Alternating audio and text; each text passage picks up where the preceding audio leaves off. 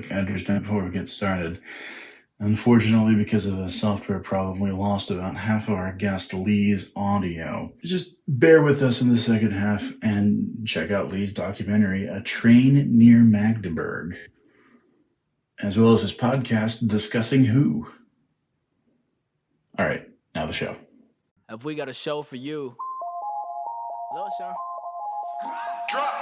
Broccoli, celery, gotta be VeggieTales. Lima beans, collard greens, peachy keen, VeggieTales. Cauliflower, sweet and sour, half an hour, VeggieTales. VeggieTales, VeggieTales, it's time for VeggieTales. Throwback, Sunday school. Hi. Would you like to use your microphone, Mike? Hi, everyone. Hi. That's getting cut. Hi, everyone. Hi. I'm Michael Ruffino. And I'm Liz Brody. And have we got a show for you? The game. It's afoot. It's afoot. It's on my foot. Oh, my goodness. Watson? We'll have to have Mrs. Hudson clean that up. Yeah, wherever she went. Where did she go off to? Absentee landlady. Yeah. It's a matter of sheer luck. It is a matter of sheer luck. That we are Holmes to record this episode. In my home. Holmes. Mm-hmm.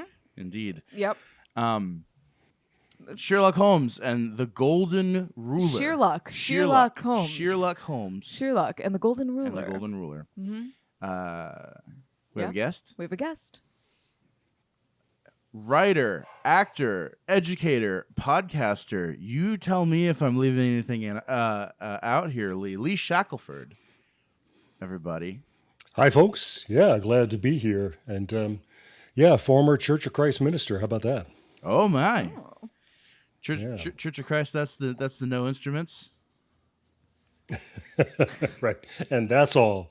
And that's all. That's all I know. And that's all you, the listener, right. will know. When I was growing up, people would say, "Oh, you're the guys who don't believe in music." Well, no, we believe. Could you rephrase the question? Yeah. I, for one, have never seen any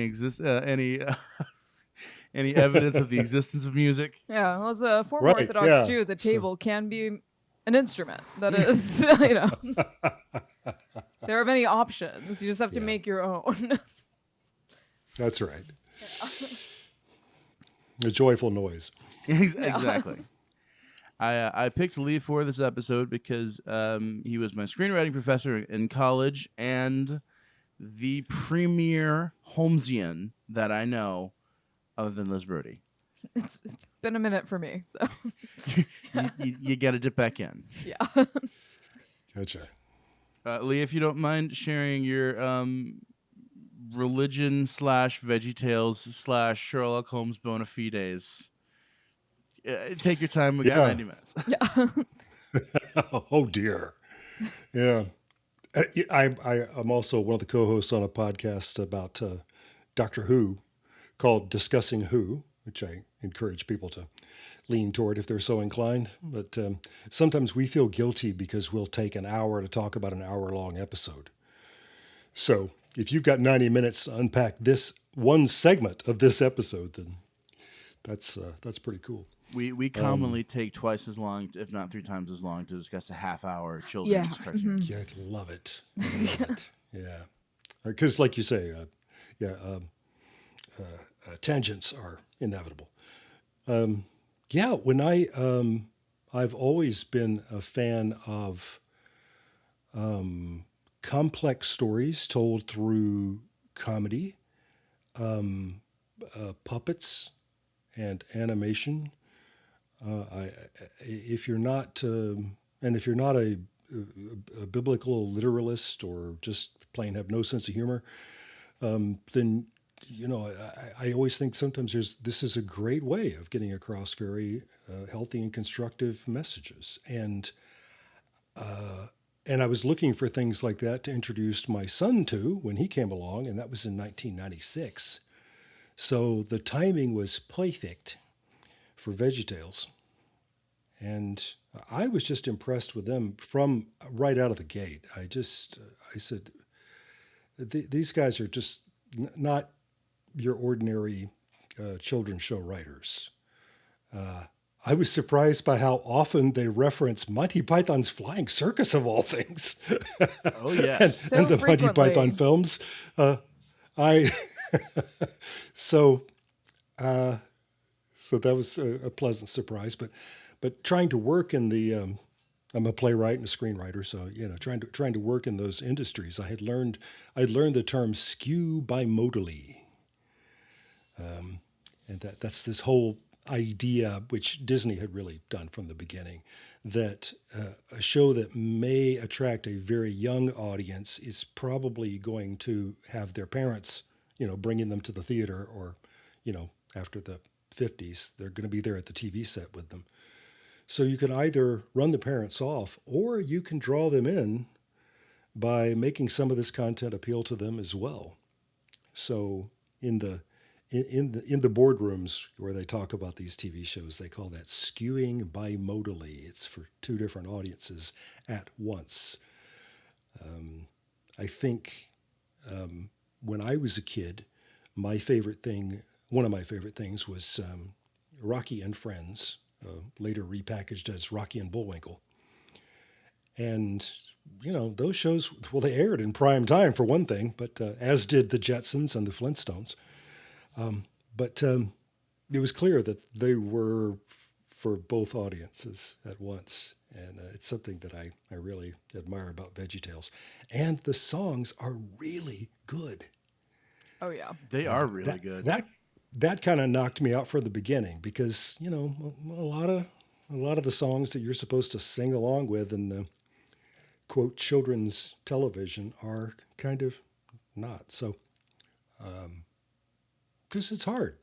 It's hard to be clever and make it sing. And they just keep knocking it out of the park. We're coming into, as we're recording this, we're getting close to Easter. So I am walking through the stores and I'm surrounded, by, I have diabetes, so I can't eat all of this chocolate that I see, as much as I may crave it.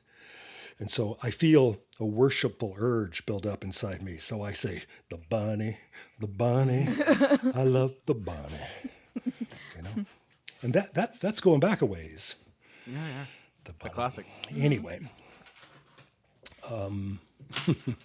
they're telling him Shadrach, Meshach, and Abednego. I always love the audacity of making the idol a giant bunny. So that's the other thing. It's just their kind of lunatic sense of humor about things like that. And so that's all cool. But yeah, also growing up, another deep interest has been Sherlock Holmes.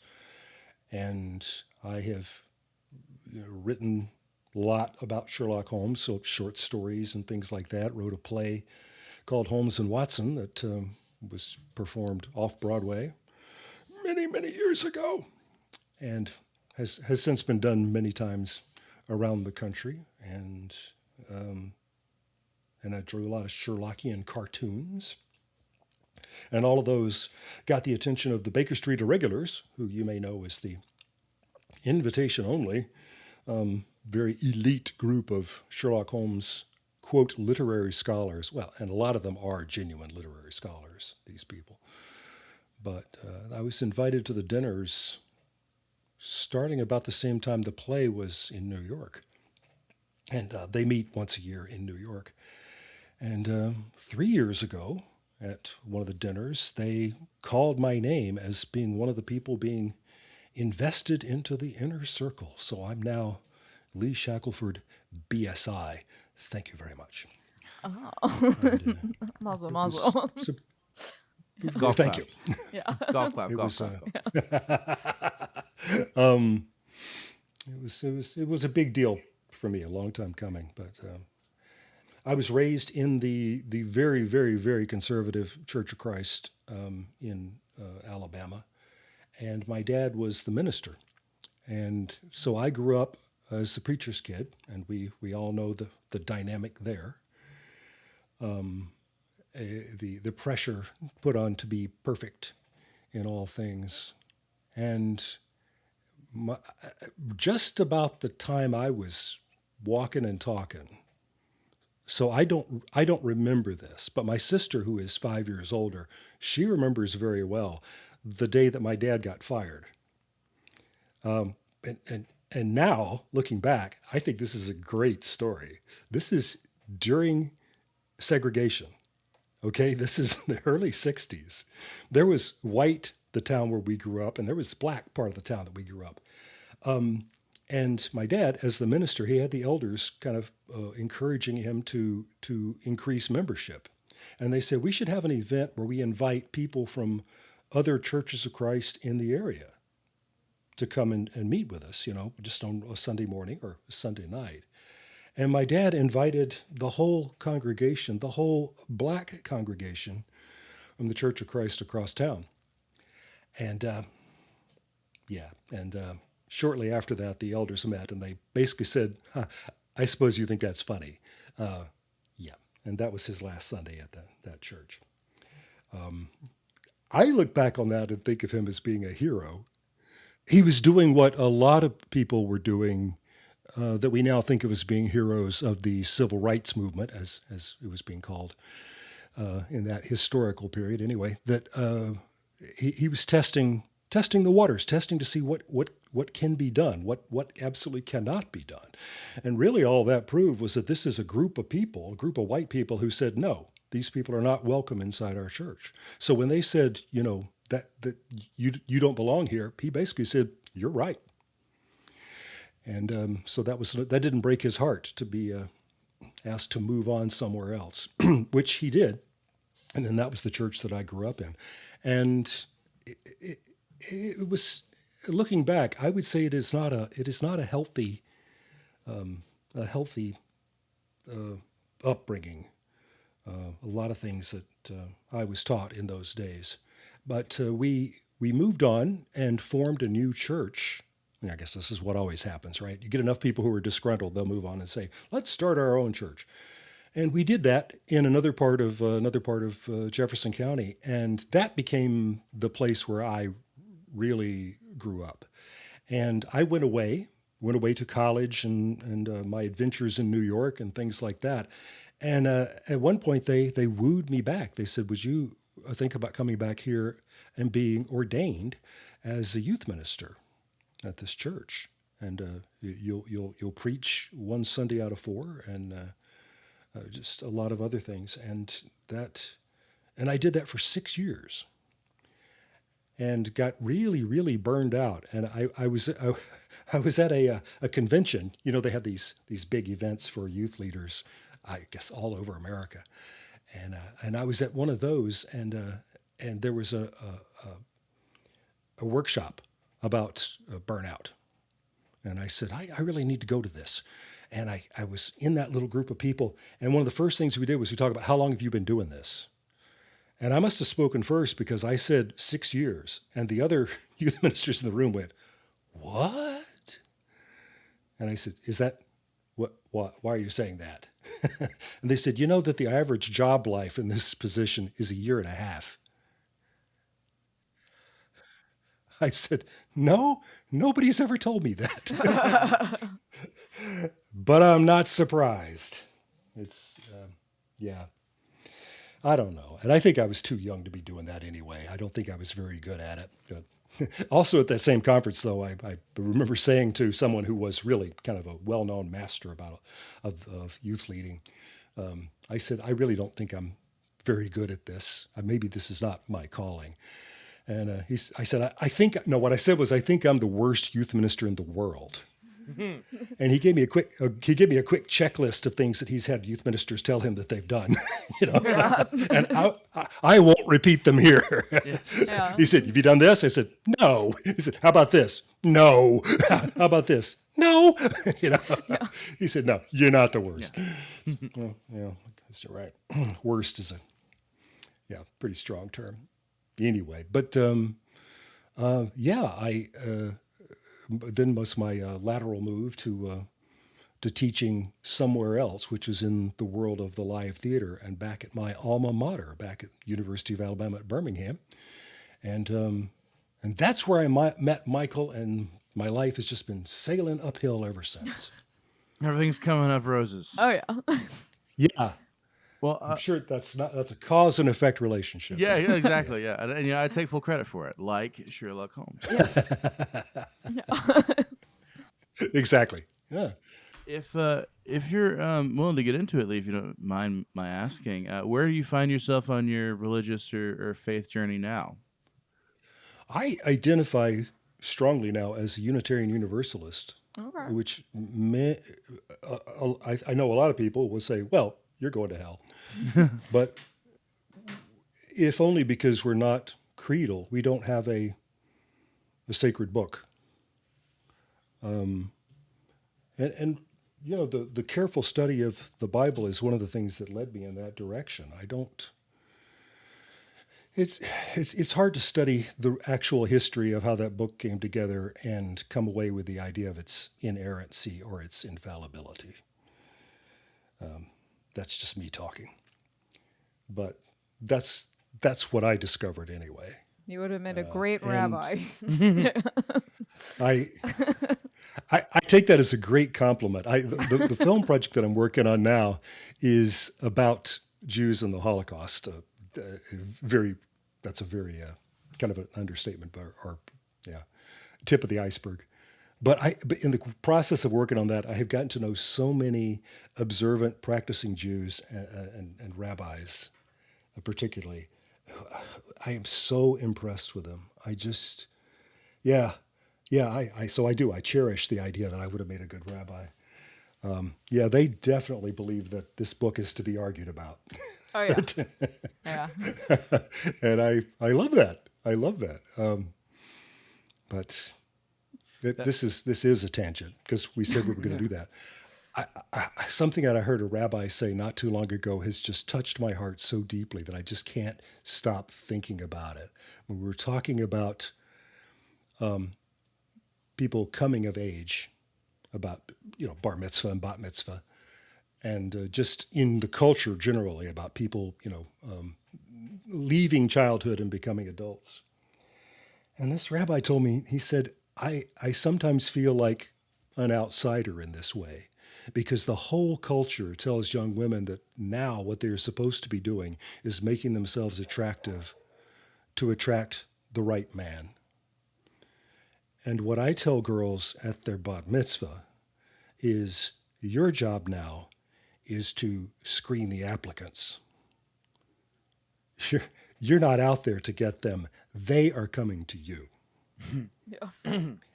And your job is to learn how to make the right choice of which one of these guys is worthy of your attention.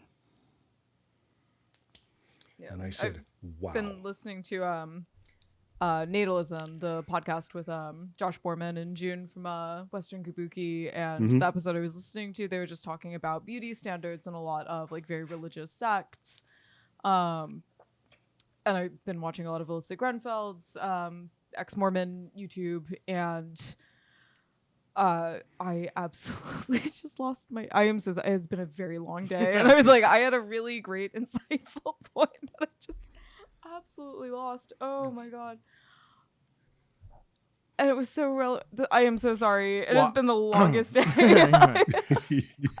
I was going It's in the room somewhere. It's floating around. It just completely went out of my mind. Oh my god. I was gonna say, well, if you get your train of thought back, something I wish Christians would pick up on is arguing about the Bible is perfectly healthy and normal, and does not mean that your church is faltering in any way, and it's fostering discussion and different points of view. There's this assumption that if you're a member of a church, you have to all be on the same page about absolutely everything. Yeah. And if you're not, then you have to split the church. Oh, that was it. There's a beautiful loophole. And that was it. Oh. No. If I remembered, there's this beautiful loophole in Judaism that there's so many. Absolutely astounds me every time I really think about it. And that it's kind of like a nice little, get out of that spiral of my attractive, right? It is commanded, right? A Jewish man has to have Jewish children. A Jewish woman is not required to have children. And I love that so much. A Jewish man is required to get married. A Jewish woman is not. And there's so many times I've gone to Riddle bed me being this. Yes. Like, that's beautiful. I love that. Well, so clearly that is a mandate for men to marry other men. Obviously. That's another loophole. Yeah. I don't know any other way to read that. Yeah. No, Michael, that my way or the highway kind of thinking is what I thought was toxic about the church that I grew up in. That we've got it all figured out. We're the first century church. We are the church that the built on the rock that was Peter. That's us, and everybody else is wrong, and there's no debating it. Which, as the preacher, much later in life, Dad said, "You think about the challenge of trying to come up with something to say every Sunday morning to people who believe that way. You can't surprise them. You can't quibble with points we've already settled. So what do you say? He said, it's wearying. It's hard. Yeah, that's why I never got behind preachers that have like a set regimen every year. But right around June they're going to give this sermon, or right around, it kind of removes the immediacy and the poignancy of it. I think it's one of the things that really drew me into when I did shift to the Orthodox world. One of the things that I really appreciated was that, your services are just your typical standard. Like, we read our Torah portion, we read our Haftorah, you go, it's very, very methodical, it's very cyclical, and there's really not a sermon portion. Your rabbi, for the most part, is not going to get up and talk. And when you do have that discussion period with your rabbi, it is a discussion. It's usually during a class. You're all sitting down and reading something together and talking about it. And it's very communal, and it's all heads together to think about it. And there's very little top down. And I think one of the by the time that I had kind of exited that world, the rabbi that we had gotten in my community was a little bit more of a top-down kind of guy who wanted to do the sermon, and the reaction from the community was pretty bad. Because we were like, we don't want you to give us a sermon. Learn with us. Tell us, let's all read this parsha together and discuss it. But we don't need to, we don't require that from you. We don't want that from you. That's not what we do here. If that's what you want to do, you can go down the street, But that very communal aspect where it's everything's a discussion class. You're not sitting there for a lecture most of the time, which is, I think, such a beautiful way to intellectually challenge yourself. I listened to this lecture, ironically, from a visiting rabbi who said, the root of religion should be curiosity.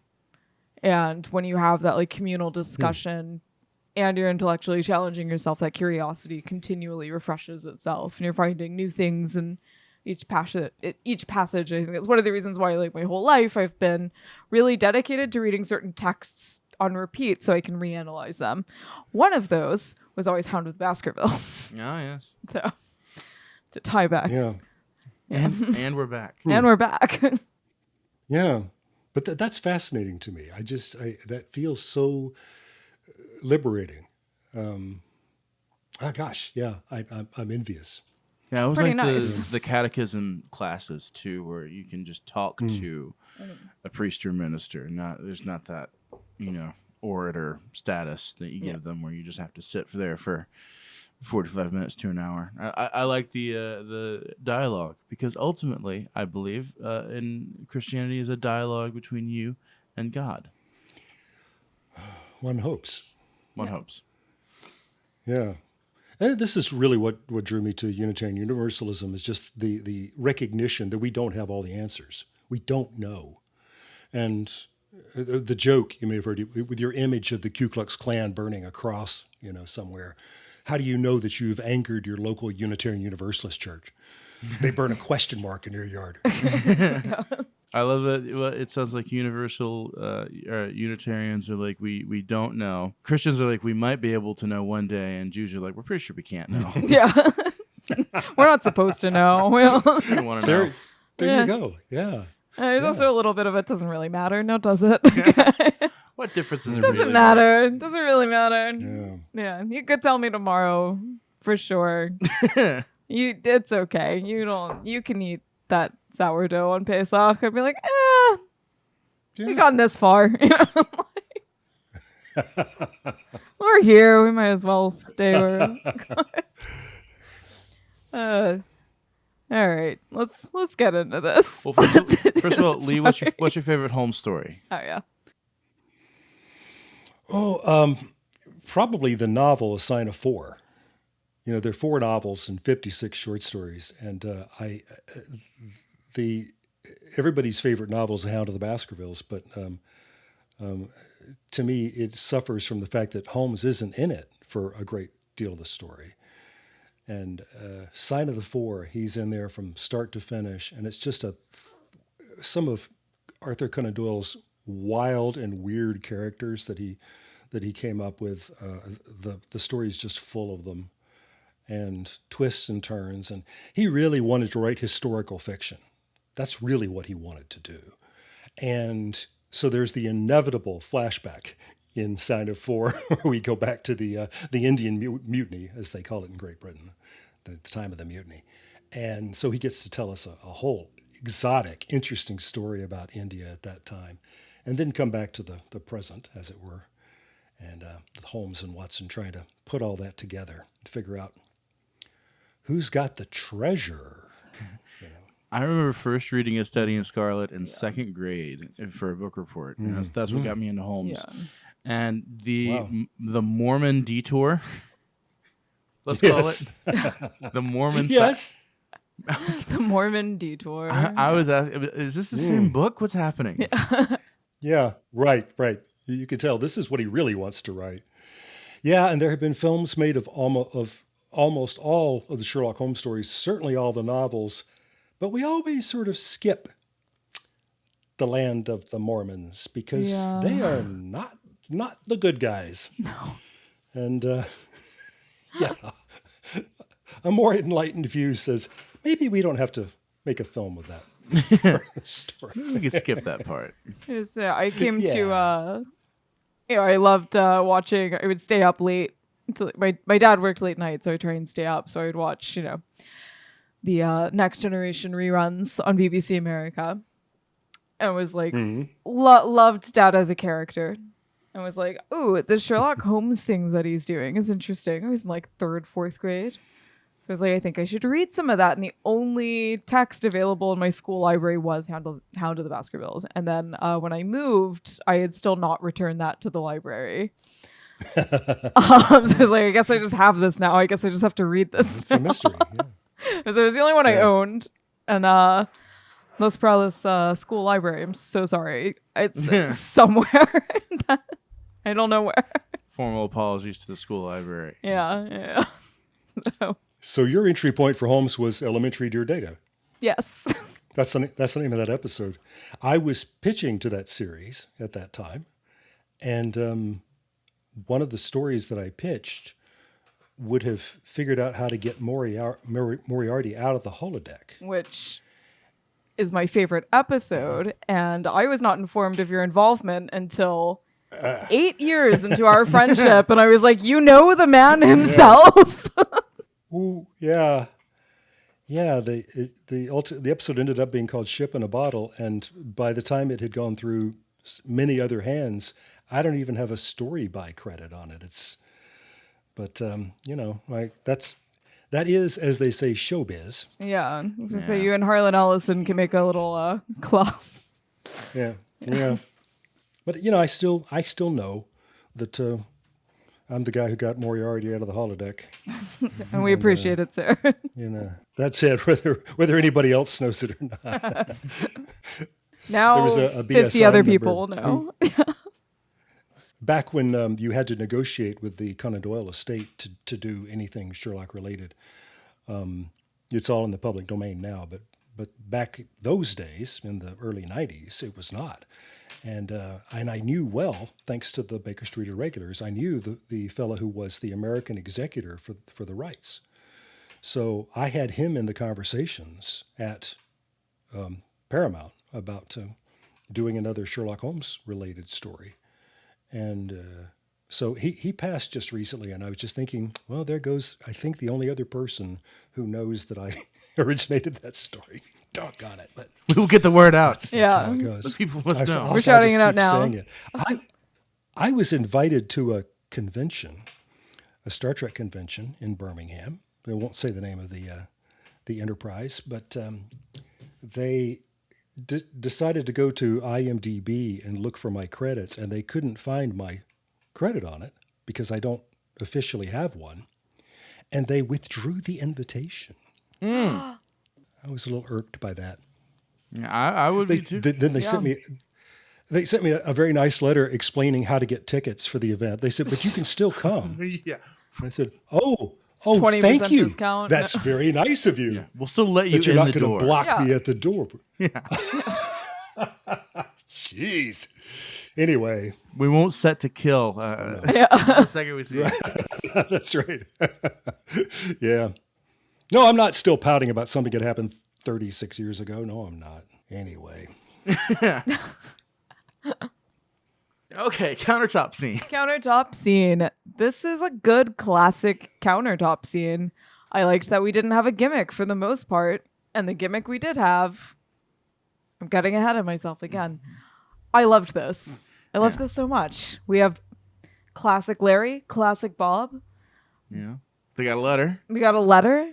We got lots of my not jokes, my not puns. Yeah. We got a letter from Erica Bingman in South Carolina. North Dakota. North Dakota. North Dakota, yeah. Yeah, because then we get into the whole dunking on South Dakota thing, which leads to Yes. Okay.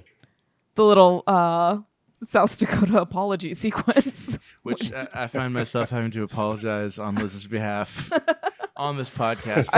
I was about to say, like, we need to get an audio version of that for Right. all of the various 'Cause communities. This is audio only. You can't see Larry's head on Mount Rushmore on this podcast, but it's there, I promise you. Yeah. Oli, on Liz's behalf, I have had to apologize to Scotland, to Mormons, Where I'm still not apologizing to the Mormons. That's on you. to the Germans. They know what they did also. So South Dakota's small potatoes. That's Yeah, exactly. Yeah, no. You apologize. I stand on my business. they know what they did. So Erica has a question about friendship. She says, "Dear Bob and Larry, my family just moved to Minot. I started going to a new school and I don't know anybody. I want to make new friends, which got me wondering, what do you think it takes to be a good friend? Sincerely, Erica."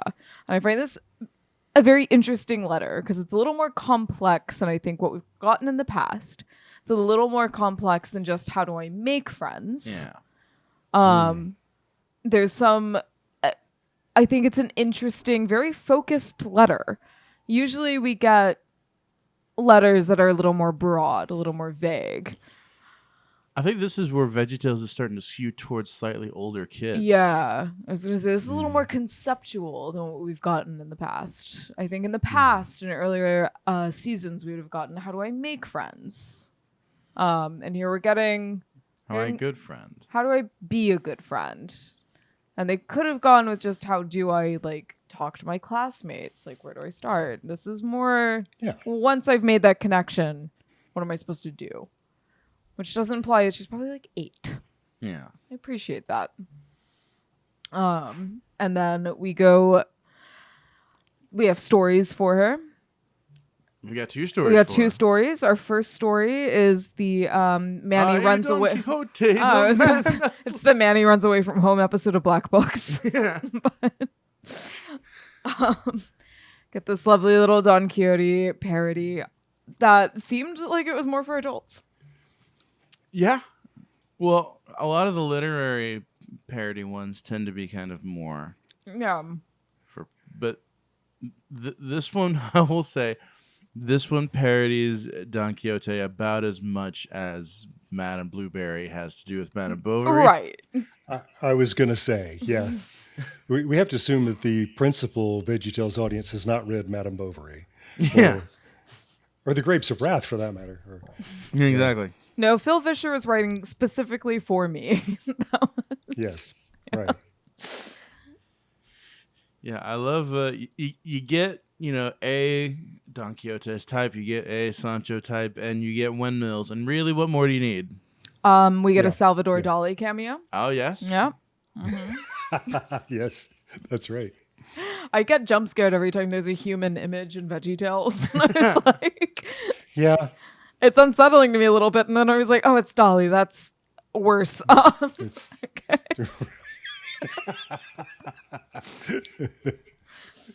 Counts as mostly human. Yeah, mostly. yeah. It was good. It was good. But I liked that you get all of the little very VeggieTales, very pointed little anti-consumerist jabs. Oh, yes. Down to Mr. Nezer's very Cheesecake Factory inspired outfit. That was the little Art Nouveau swirls on his collar. Well, the restaurant felt very Cheesecake Factory as well. They Yeah, have everything. It's a food factory. Yeah. Yeah. They couldn't show you the interior for copyright reasons, probably. Well, and the interior sounds like somebody had the interior of a king's palace from the 2nd century described to them, Yeah. and they created it from that description. Yeah, I like that it goes up instantly. I like that this food factory is built within 3 seconds flat. Like I said, it was very it was like VeggieTales does that one episode of Black Books. I know it's like a very standard format. And it's a very standard concept to write a television episode about.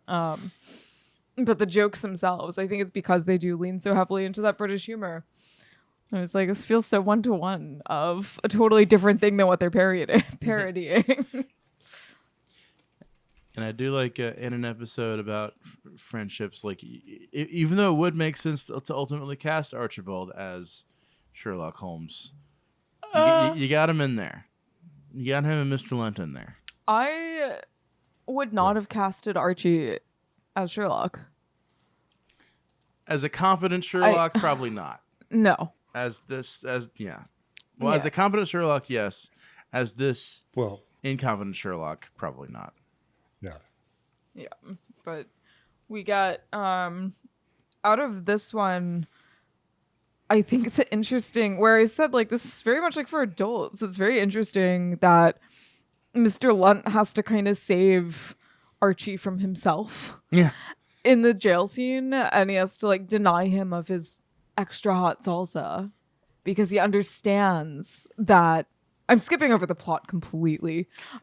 This is Don Quixote character, Sort of. Yep. Owns a restaurant. La Mancha. La Mancha, pun, with his Pancho, and his best friend, and they run the restaurant together. And there's a big competitor, corporate conglomerate that moves Run in by across the Mr. street. Nezer. Run by Mr. Nezer, of course. And they're threatened to be run out of town. They take all of their customers.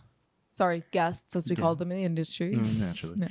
And Archie's character is trying to figure out what to do, and he keeps having all these insane dreams about how he needs to fight Food Factory, down to Food Factory turning into a Gundam that he has to actually fight. So he goes to fight the Gundam windmill Cheesecake Factory. Yeah. And then gets arrested for attacking a restaurant. And Pancho shows up in prison and says, "Hey, I've made suggestions on what we should do to compete with them this whole time." Yeah, because Archie keeps through these dreams coming up with ideas to do like a Chuck E. Cheese, to do like a Starbucks, to do a Chinese restaurant, all these different like ways to change the branding and change themselves. And Pancho, being a good friend, kind of plays along, realizing it's not quite doing what he thinks it needs to do. He's also continuously eating spicy salsa, which is giving him crazy dreams, which is where Salvador Dali appears to us. And then while Pancho is visiting Archie in prison, he's like, "You can't. I brought you your things. Here's your 90-night hat," which was very funny, and new chips. And then as he's about to hand him the salsa, he's like, "You can't have this." He puts it all together. He's like, "This is what's making you crazy," and he takes it away. And Archie's mad because he's like, "I wanted my salsa, and you're not giving it to me." And that's like the thing that's going to comfort me, and you're not letting me have it. And Pancho's like, you can be mad at me all you want. You're not getting this. And the next morning he has a moment of clarity because he hasn't had crazy dreams. And they realize that there's a hole in the market for breakfast. And they open for breakfast. Yeah. Because he's had some clarity and time to think. And the message in this one I found very mature. I found very I wasn't expecting it to be at that conceptual level, I guess. Yeah. I Listen to your friends. Yeah, I was taken back a little bit. I was like, that, not in a bad way. It was just an interesting direction. Like I said, it definitely is for an older audience, but I was like, this felt very, the jokes, the visual gags was like, this feels like it's for the grown-ups or like much older kids. Yeah. And yeah, I don't know. It was interesting. I liked it a lot, but it was interesting. The music really impressed me. I meant to text Kurt earlier and ask who played the guitar on this because it's incredible. Oh yeah, we Spanish do get guitar. some good Spanish guitar in those. So Liz, Mm-hmm. I believe, Mm-hmm. now it is time. Full. Silly Songs with Larry. The part of the show where Larry comes out and goes to my other job. Yeah. Mm. You saw your golf boys in this one. I did. I work at a private golf club in the real world. And it is a gated community, and this was wonderful. This is I'm gonna listen to this every day now. In your gated community. This was beautiful. Everything about this was so good. Yeah. This was so good. Just start to finish was like, yep, nope, this is incredible. And I was reading on the wiki that Mike Naraki had lived in a gated community, and he was like, it's nice, but no one helped out their neighbors. Mm. And yeah. Yeah, pretty much.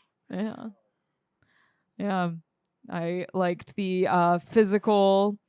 I liked Larry physically being on the other side of the gate. Of course, Petunia would be the fountain. Of course, she would be a statue in the gated community. So, Lee, there's a running. I don't even know if it's a gag or if it's just true. It's true. I never joke. Liz's personal distaste for Petunia. I do not like that rhubarb. I do not like her. No, ma'am. Yeah. Her personal distaste for the ingenue rhubarb. Yeah. Her first appearance, my note to myself in my notebook was, oh, great, just what we needed, an ingenue rhubarb. Incredible. One of the things I clocked in Sheerluck Holmes, getting ahead of ourselves, is that she's not in it. I don't think. Oh yeah, that's true. I thought she was a Cockney barmaid. No, she's not in it. Oh, that's right. No, they did not include her in it, which is probably why. Yeah. No, her only appearance in this episode is in statue form in the gated community in their water fountain. This has already raised your. I think Petunia is a class traitor in real life, so. I'm not gonna ask you to elaborate on that. This episode's long enough. Did you wonder, as I did, if this isn't surely a lot of the audience for these videos lives in gated communities? Surely. I'm sure there's a majority in. Well, is this biting the hand? Not majority. Sorry, that's not what I meant. I'm sure that there is a large segment. there's a demographic. There's a demographic there, but I also don't know. Yeah. But I think the type of it's 2006 now, Yes. and I think that I think at this point there's probably more of a divide. Does that make? Here's where I'm going with that. We're talking Larry achieves class consciousness. I'm saying as far as, and keep in mind, all of my data on this is coming from ex-evangelical shows, okay? I do not have, this is me as an outsider coming in with information from books and other media. I believe we're now late George Bush era. We're post 9/11. I do believe that the evangelical spheres in which this is targeted have kind of created there is a rift. I think that the people who would be still enjoying and consuming VeggieTales, knowing that it is very kind of anti-consumerist and a little more like love your neighbor, and very, Phil Vischer to this day, his whole tagline is, be neighborly. I think that in the era of post-Bush xenophobia, I think there's going to be the people who are in the gated communities, if they are falling into these evangelical categories, are probably leaning more towards like the Dobson, like Odyssey, like sphere. Like I think homeschool kind of. Yeah, I think that at that point, that media consumption looks very different. I think knowing VeggieTales up to this point as intimately as we do and their messages, I don't know that this would have appealed to that gated community crowd in the first place. And if it does, what are the odds that the parents are watching with the children who are watching this? Why there's always that element of it's never me, right? Right. They're not talking about me. Right. I can take this in because, well, I'm not like that. Right. Everybody likes the story of the Good Samaritan as long as we don't know what a Samaritan is. Exactly. Yeah. But if you substitute a group of people that you particularly are uncomfortable with, that story becomes very uncomfortable. You know, say, well, I wouldn't do that. Yeah. Yeah. Yeah. So, and that's, I don't know, again, like being in a work environment where I do work with the subject of the song. I don't see, and I'm not trying to, Denigrate. And like I do like a lot of the people that I work for, essentially. There is a segment of, I'm trying to choose my words carefully, not out of cowardice, but because diplomatically. Yeah, I'm trying to be a little diplomatic. There are certain members where if it would shock me if some of these people knew their children's middle names. I don't think those children are watching a lot of VeggieTales now. And I do see a lot of people who would probably argue like, well, I run a lot of philanthropic ventures. They're taking the Carnegie approach. Like I do a lot of good works charitably in other form. We do the Cancer Gala, and we do, the like candle orchestra for all of these causes. And that's great. But I would also put my very small income entirely on it, that they are not, voting to benefit their neighbors. And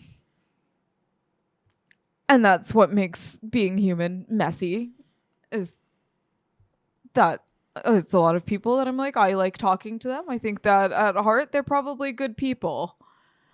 How good can you really be if you are that wealthy? And you are hiding behind your gated community with your peers in your gated community. Of course, you deserve to be comfortable if you've worked hard. But when it's at the expense of others and you're completely unaware of that expense, or you are, and it doesn't matter. Or you build a gate to protect yourself from that knowledge of that expense. Right. Walled cities are not, Exactly. Yeah.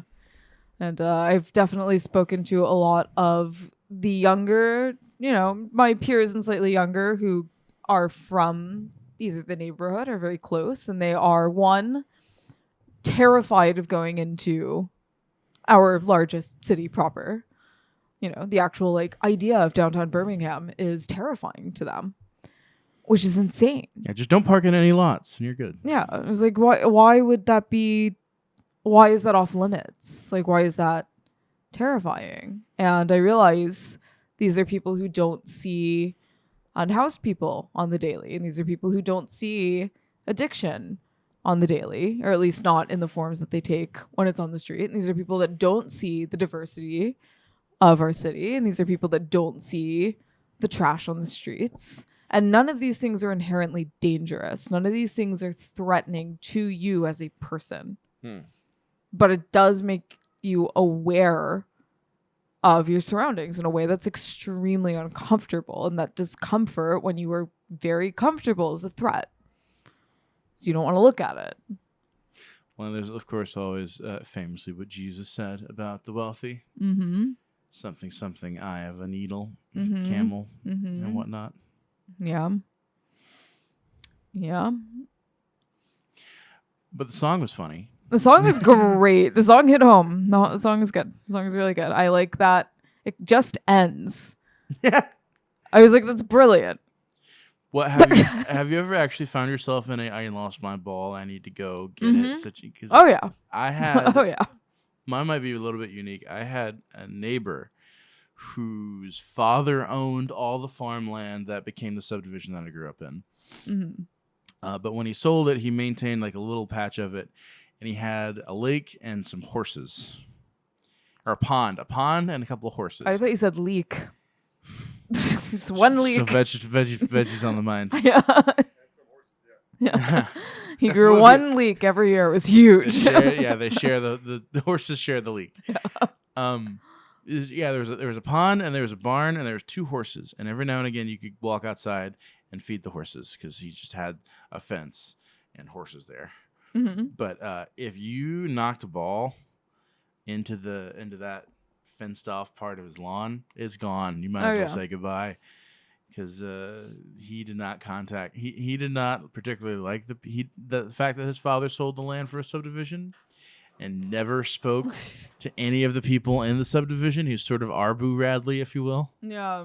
When I'm sorry I cut you off. No, you're good. When we lived in the East Bay of San Francisco for a little bit, my parents could really only afford this, like, essentially we lived in a retirement community. So it was cheap housing.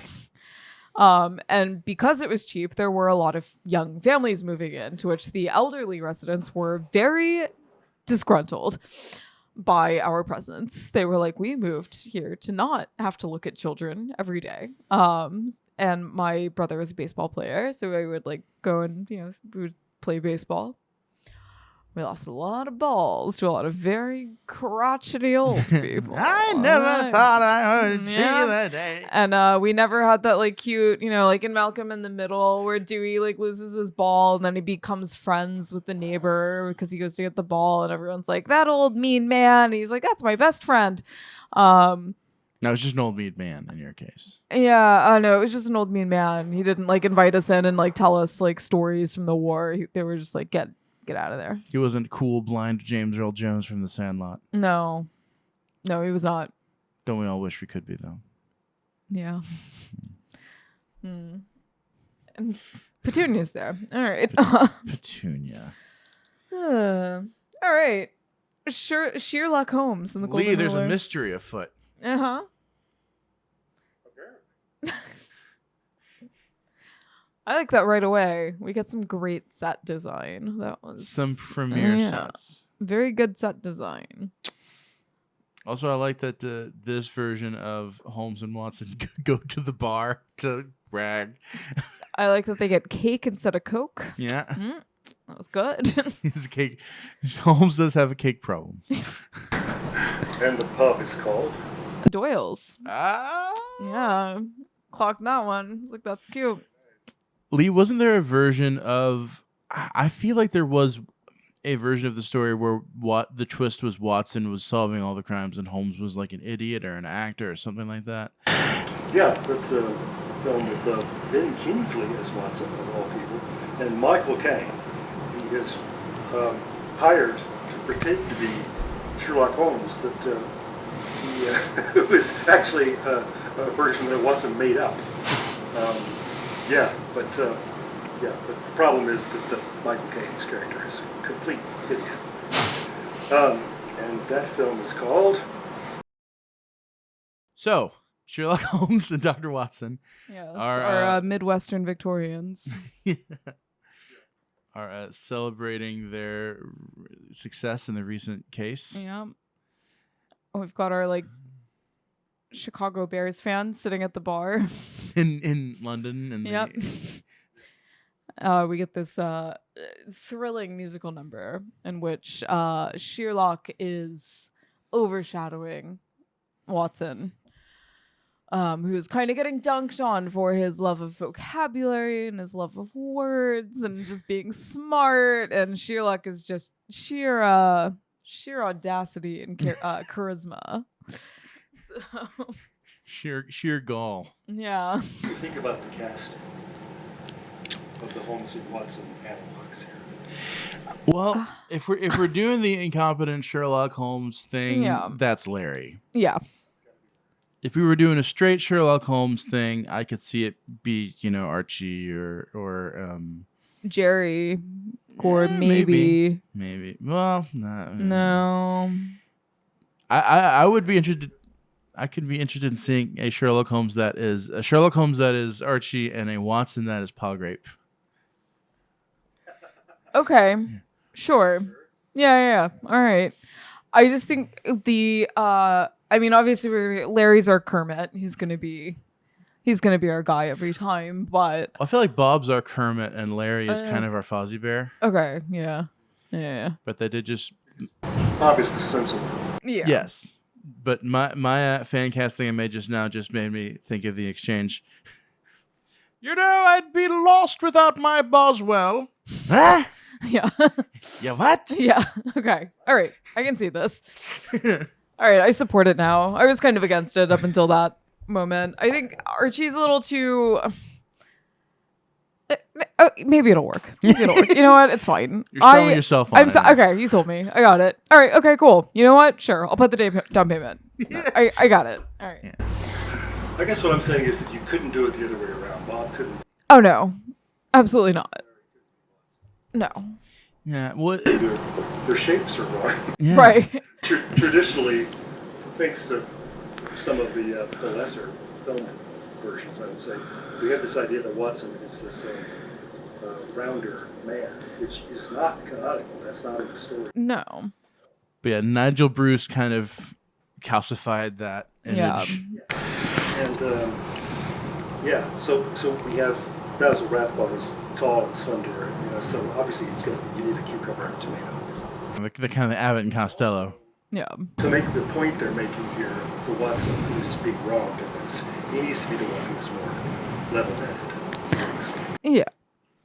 I think Bob's always just a little flustered with Larry at the end of the day, and he finally is able to get his word in here.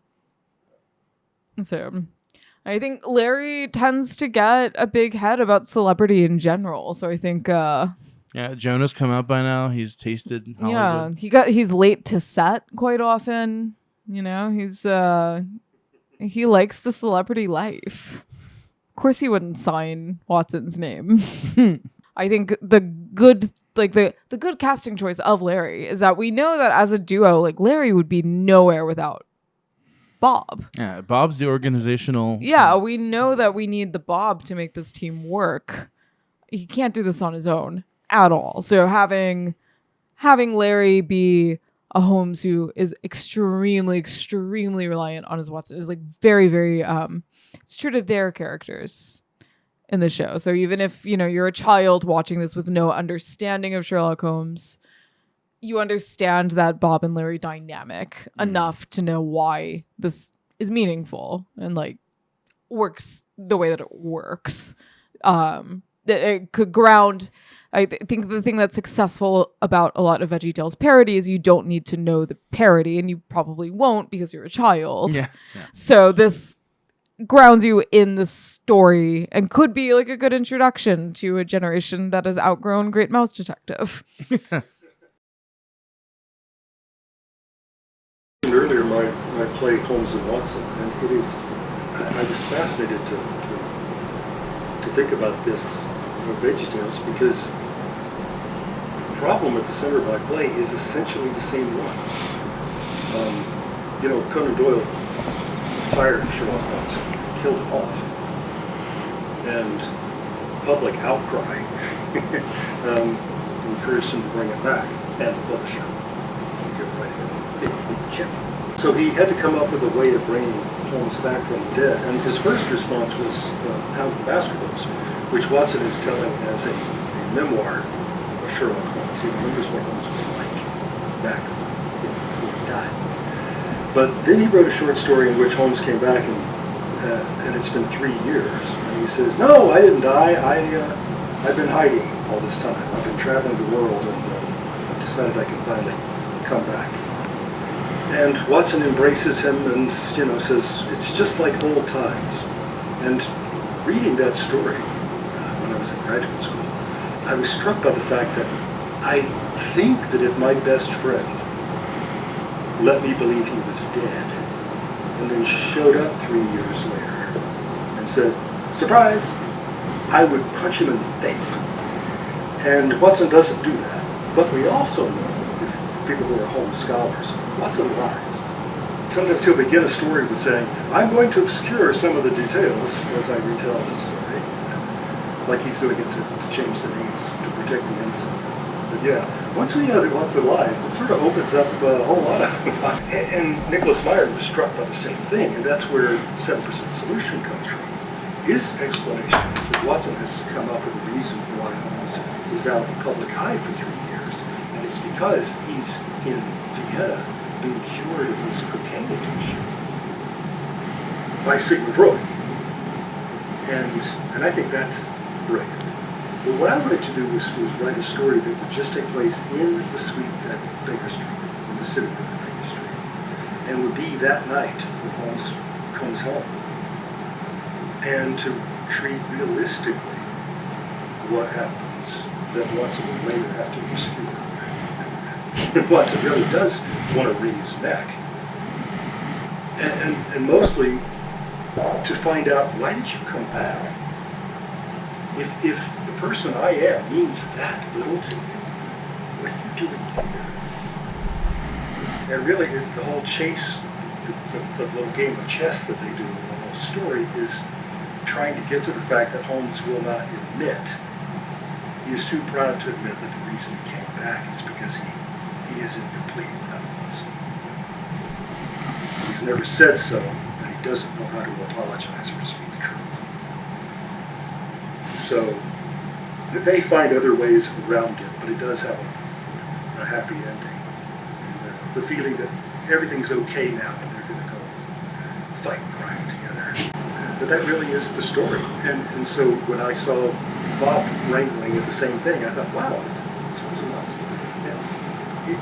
It's a good call on the part of these writers, because those seeds are in vegetables. I can't think of anyone I would want to treat cocaine addiction less than Sigmund Freud. Yeah. Well, it depends on what point it is. Yeah. But yeah. You have a coke problem? Do heroin about it. Yeah. No, yeah, the whole reason Watson wants to take him to see Freud is because he knows that Freud has had the same problem and he's licked it. And one thing I do love, Doyle comes up with a supervillain to kill Holmes and then a supervillain to bring him back. Yep. A different, smaller supervillain to bring him back. If we believe the 7% solution story. Yeah, so my story was just about the two of them and nothing else. And it works because Conan Doyle had already, like I say, planted those seeds and given us a real problem. I think a lot of people have to read the short story called and say, really? Watson's just going to take this guy back in? That's as easy as that? Well, okay. Makes him a patsy or what? I meant to ask, Lee, is your play recorded or anywhere we could find? It's in print, and we sell it on Amazon. If there's recordings out there, they're not supposed to be. There's slime tutorials that are Gotcha. contraband. I'm now friends with Jeffrey Hatcher, who is one of those published and produced playwrights in America today. And he wrote a play called Holmes and Watson. And the difference is that his is A-N-D and mine is ampersand. But apart from that. But we have laughed together at times about the fact that people come up to us and say, oh, you wrote Holmes and Watson. You wrote that awful movie? And Jeffrey Hatcher says he gets that too. So we got The key to the bump on the log in the hole in the bottom of the sea has been stolen.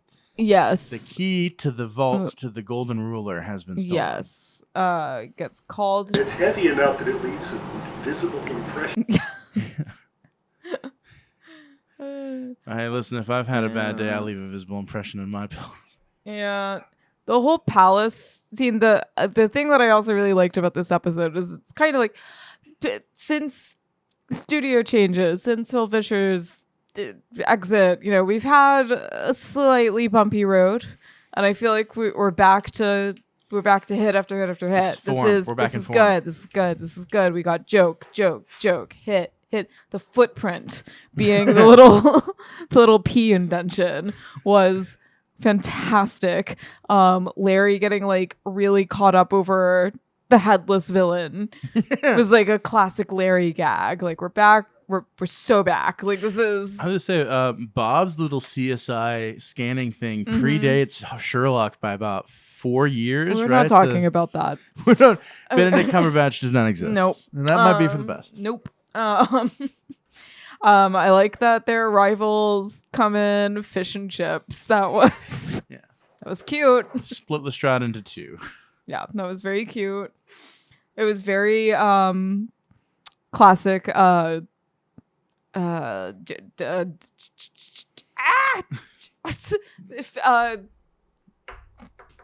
Mitchell and Webb with Chip and Pin. Yeah. Like all of their like very classic British like duo names. It's like kind of a recurring sketch throughout their show, and all of these like little. It felt straight out of a Mitchell and Webb sketch. It was very like I said, the British humor hits that they like, the little beats that they have that are so pulled and plucked straight out of British comedy.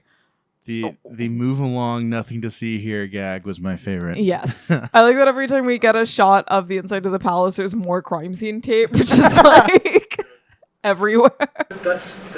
Having the police there tracking everything up struck me as, is it accidental, or is this a deliberate wink in the direction of fans of the original stories? Because Holmes is always arriving places and complaining that he might have found some clues before the police got here and tracked them. They'll say, we might as well run a herd of buffalo through here, right? Definitely feel like with the Lord of the Rings episode, there's always, when we have something that has like a source material, there's always like a deep well of knowledge about that source material. Yeah. Which, I mean, there are some parodies that like, and I think one of the reasons why when they stray away from that parody, it works so well because they clearly have that like deep knowledge. Like one in Lord of the Beans, they like go completely away from the Lord of the Rings story, but there's little nods, like we were saying with the flowers blossoming all over the land of woe is very much, reminiscent of Sam's vision when he has the ring on. So it's like there's those little moments that are like deep, almost like Easter eggs for the people who do know the source material, but you don't need to have read the source material to understand and appreciate what they're doing in the episode. I do really like when they're back at the pub and Sheerluck is like, I can't tell you where the crime took place, but I will tell you it rhymes with Luckingham, Dallas. Yes. It's in Texas. Yeah. And then I think right after that, Sheerluck would have made a great chef. His Bob's like, you took credit for Watson's like, where are you taking credit for all of my ideas? And he's like, well, I'm kind of running the show. And I was like, you're onto something there, kid. I'm in charge of my star. Yeah. In real life, Tesla made many of the breakthroughs in creating the use of electric power, later branded as Edison. Oh, yeah. And they had exactly the same conversation. When Tesla, Jack, I'm kind of running the show. Like, who bought the building? Right. I did want to make those 2 points about how beautiful I think that it is that if we're going to talk about the golden rule, if we're going to make a point that if you really want to be a friend with somebody, you should at the very least treat them with regard. And to use Holmes and Watson to make it just makes me want to stand up and cheer for this vegetables. Yeah, they really, really did a good job. Again, like, they don't always stick to the thesis, right? And like with this, they really, really did. And the point comes across. And as somebody who does love the Holmes stories, this was like such a beautiful little like way to tie everything in together. Is like we get Rabbi Akiva and some Conan Doyle. This is great. So, but the thing that I think was the most important to me in this episode that I really wanted to talk about was the scene where Scooter comes to talk to Larry, and Larry looks at him and says, "What language are you speaking?" The golden ruler has been stolen. And my favorite part about it was because I have to use subtitles for everything. Even the subtitles were wrong. Perfect. Yep. So yes, the golden ruler, Mm-hmm. which on it has the treat others as you would like to have yourself be treated mantra on it, has been stolen. It's been stolen by a guard. It's revealed to be a guard. A guard, and Holmes always said that. Not Holmes. Arthur Conan Doyle had said, like a good mystery story, a good crime story, a good detective story. The reader should be able to figure it out before it's revealed, right? And I liked that I had that little moment of like, it was a guard. Like, it was a guard. And I was like, this is for children. It's not that big of a deal that I don't know what the answer is. But they stuck to the principle. And it turns out Bob figures it out. Larry Holmes comes to the realization like he can't do this without Bob. And then Fish, played by Mr. Nezzer, takes credit for Larry's idea, and it makes Larry feel bad. And then he's like, that's what Bob's been saying the whole time. So it's what Dr. Watson's been saying the whole time. I've been doing this to him, and it feels terrible. So I need to go apologize to him and not do that to him again, because this feels bad, and like I can't believe you took my idea. So he learns his lesson. He and Bob make up, and they go and do their little dance number together. This was a good episode. Yes. Yeah, I was gonna say, do you have the verse? And so what we learn applies to our lives together. God has a lot to say in His book.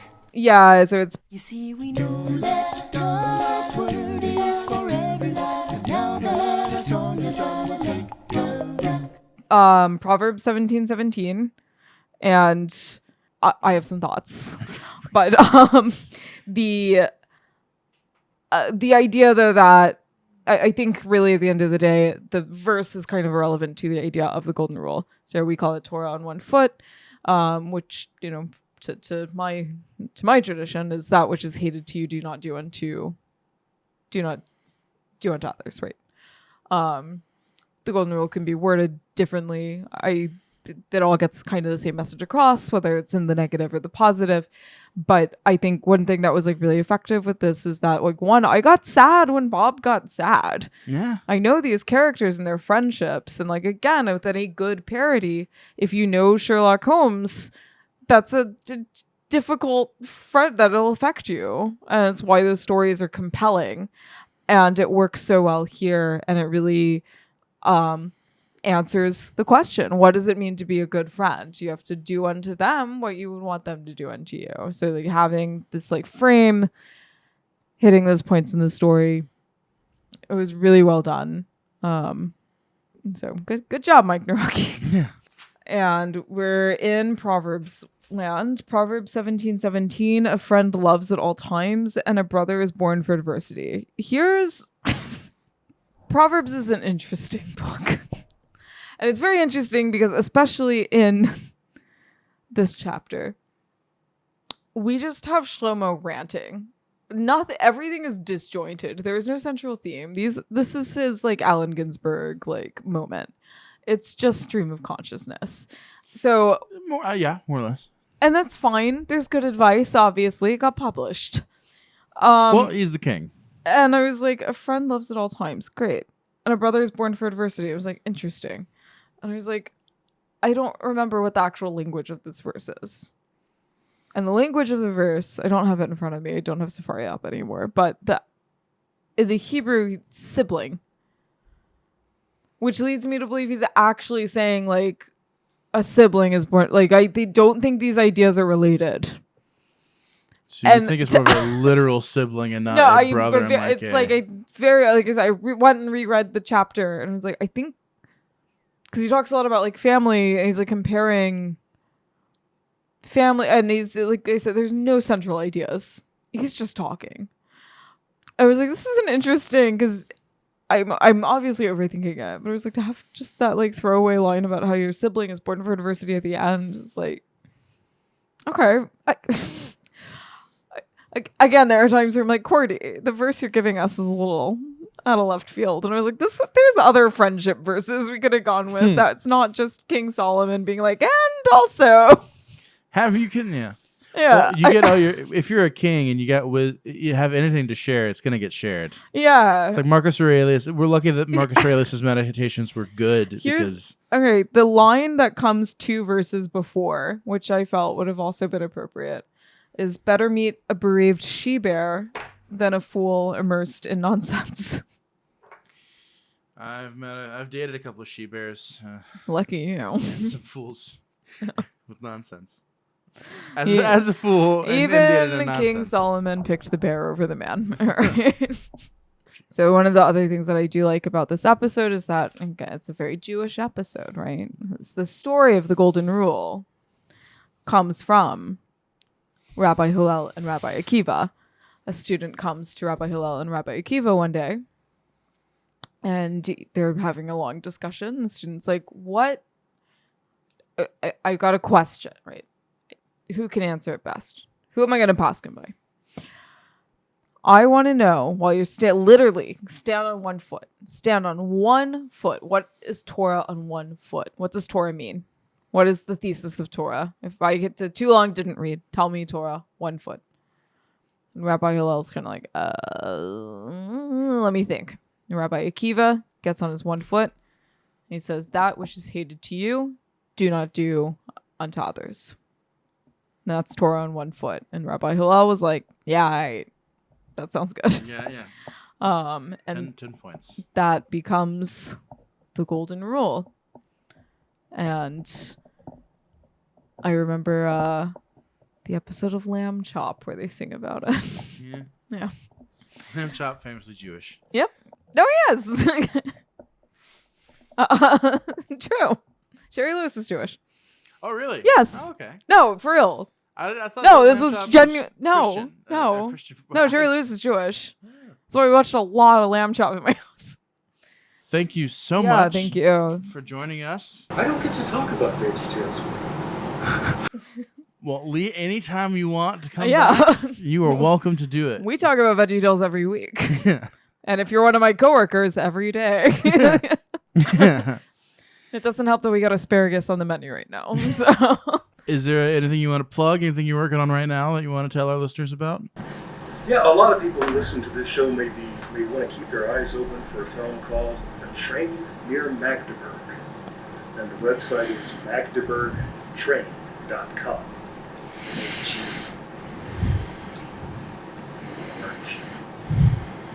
City in Germany, where in 1945, right at the end of the war, the U.S. Army came upon an abandoned train, 50 boxcars long, and they opened the doors and found that there were 2,500 people inside. Most of them still alive, but they'd been in there for 6 days, being taken by the Nazis to Theresienstadt to be exterminated. But the Germans heard American artillery approach, so they said, and they took the engine and fled. So they left those people out there to die. And imagine soldiers coming across this and saying, well, this isn't our job, and we are wholly ill-equipped to do anything about it. You know, these people are starving. What do we do? Do we just keep going? You know, we're on our way to Berlin. It's the end of the war. Or do we stop and figure out how to help them? And this is the documentary that I've been working on for 3 years. So that should tell you in itself. That's very exciting. I look forward to seeing it. Yeah. But yeah, that's my big point for right now. Well, thank you for joining us. Thank you. So much for lending your Holmesian expertise to this vegetable discussion.